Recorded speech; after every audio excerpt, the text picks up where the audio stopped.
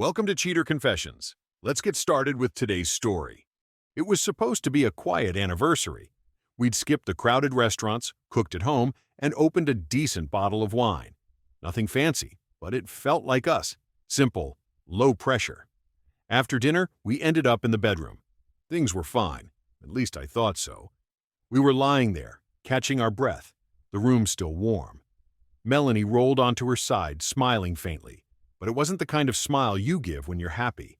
It had an edge. Then she said it. Clear, deliberate, without a hint of hesitation.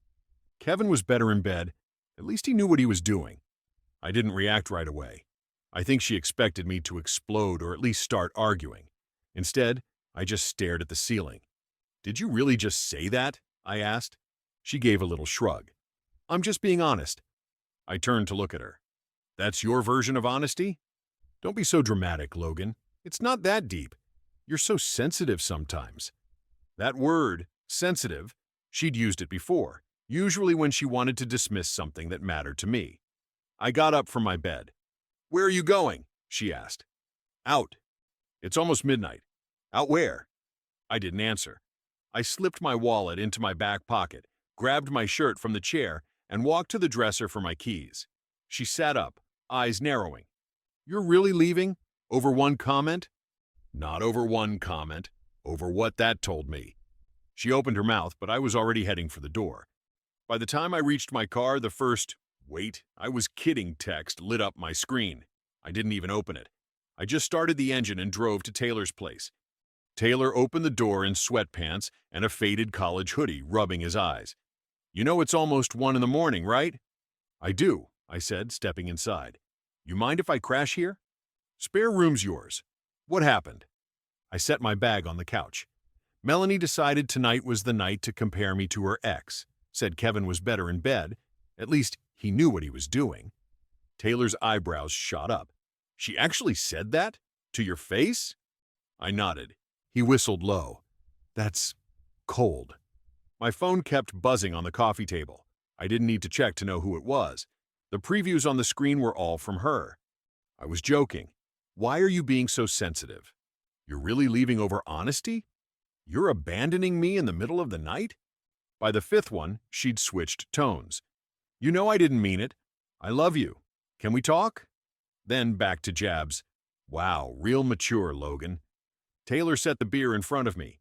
"You're not answering any of that, right?" "Nope." He leaned back in his chair.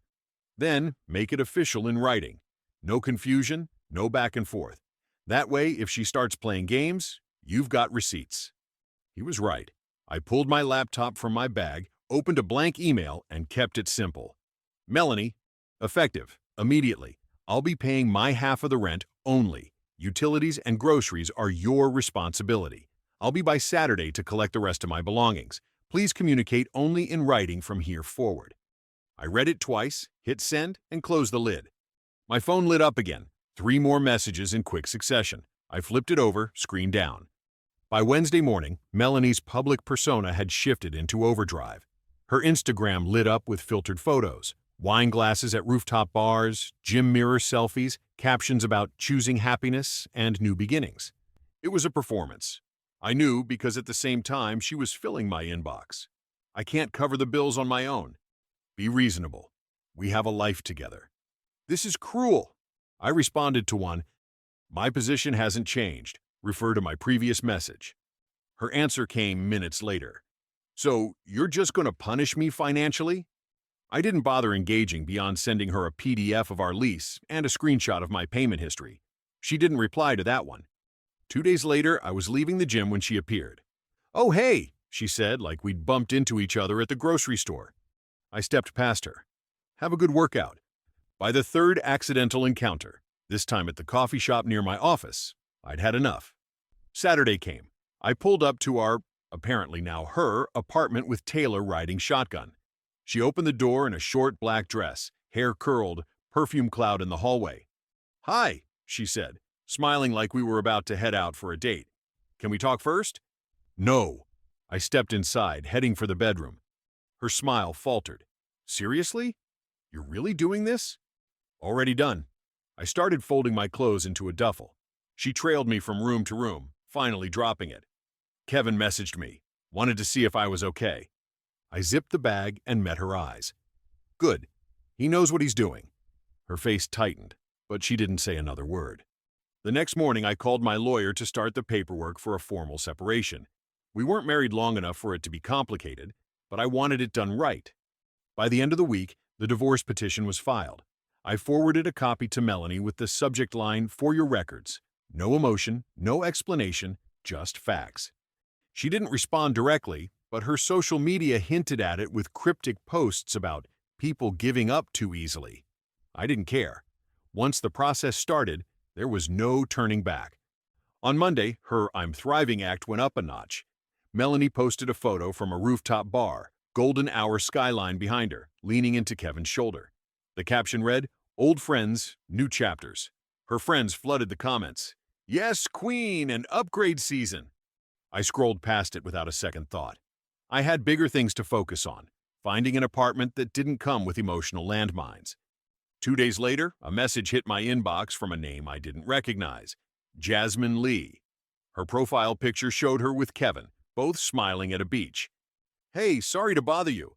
I think your ex is trying to get back with my fiancé. Just thought you should know." I typed back, "Not my problem anymore. But for the record, she's single. Good luck." Jasmine replied almost immediately. "Single?" She told Kevin you two were just on a break. That got my attention. I sent her a redacted copy of the breakup email I'd sent Melanie, plus Melanie's acknowledgement in writing. Jasmine's answer was short. "Thanks. I'll handle it." The next morning, Melanie's social media mood shifted. Gone were the bar photos. Instead, her story was a black background with white text. "Some people just can't let you be happy." That afternoon, Taylor called to tell me Kevin had blocked Melanie. Jasmine had confronted him with the emails I'd sent, and he'd made it clear he wasn't interested in being anyone's rebound. I figured that one would sting. Later that night, an email from Melanie popped up in my inbox. "Hope you're happy. You ruined my friendship with Kevin.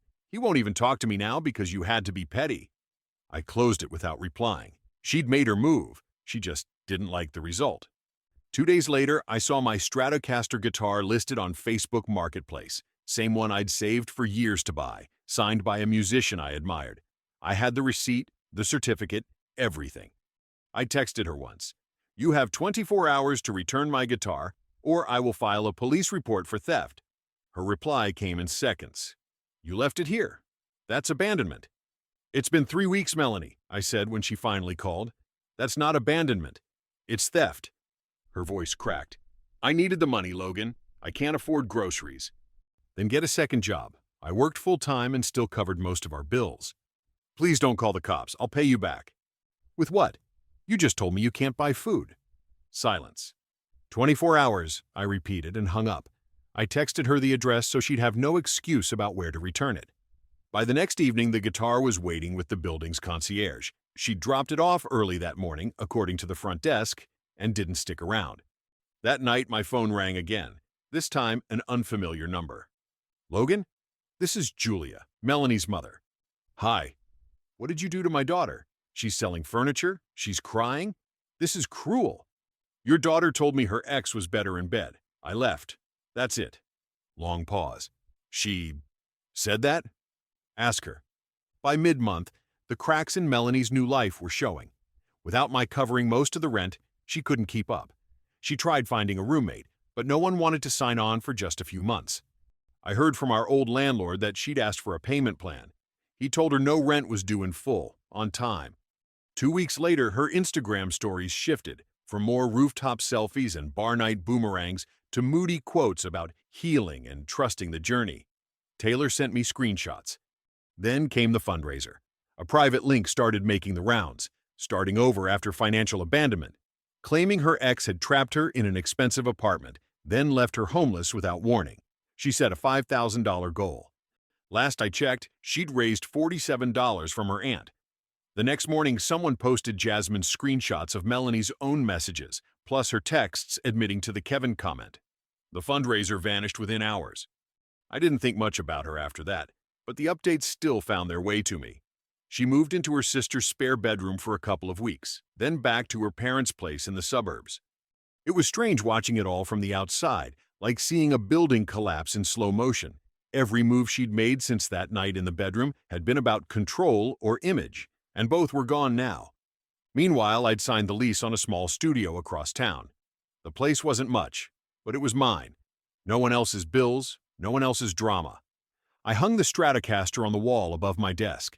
Every time I walked past it, I thought about how close I'd come to letting her keep it just to avoid a fight, and how glad I was that I didn't. The studio was quiet in a way I hadn't felt in months. No slammed cupboard doors, no sarcastic comments drifting from the other room, no passive-aggressive sighs when I stayed up late working. I set up my desk and a small couch. Everything else could wait. The evenings were mine again. With distance, I started noticing all the small things I'd let slide before that night.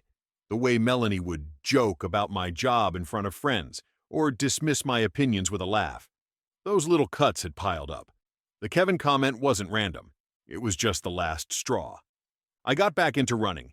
Taylor introduced me to a small weekend group, and I made friends there without worrying about what I'd have to defend later at home. Work felt easier too, without the undercurrent of tension waiting for me every evening. One Friday afternoon, my inbox pinged. An email from Melanie. The subject line just said, "I'm sorry." She wrote that she'd lied about Kevin to hurt me, that she didn't know why she'd done it, and that she'd destroyed the best thing in her life. She mentioned therapy, said she was trying to figure herself out.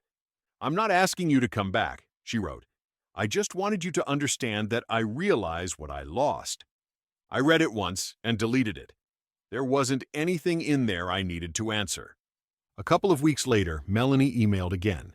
This time it wasn't a speech, just a request to meet. I agreed to meet at a cafe near my office. Public place, neutral ground. She was already there when I arrived, sitting by the window. For once, she didn't look like she was performing for an audience. "Thanks for coming," she said quietly. I sat down, slid her stack of mail across the table, and waited. "I know you probably don't care," she began, "but I wanted to say it in person. I was cruel. I knew that when I said it. I don't even know if I believed it.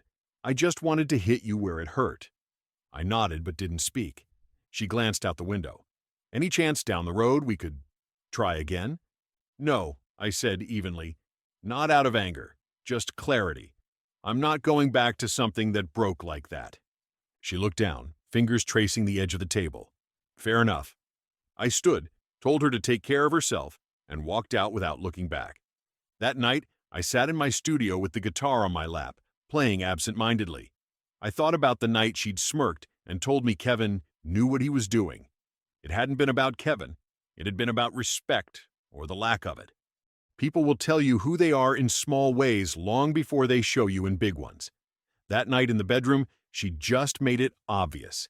And when someone shows you what they value, believe them and value yourself more.